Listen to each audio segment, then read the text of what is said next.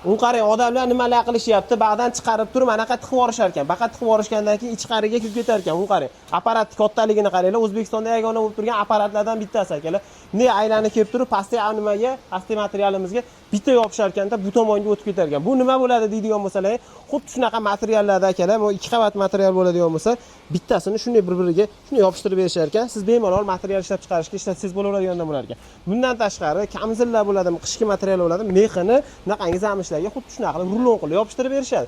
Bundan tashqari, tapichkani materiali bo'ladimi, oddiy yozgimi, qishkimi umuman farqi yo'q.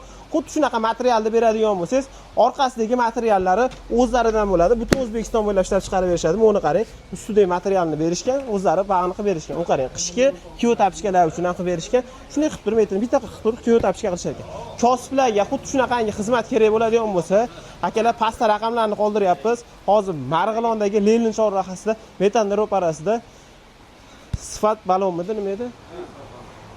Sifat balon yopishtirish xizmatida biz pastda nomerlarga aloqaga chiqaverasizlar.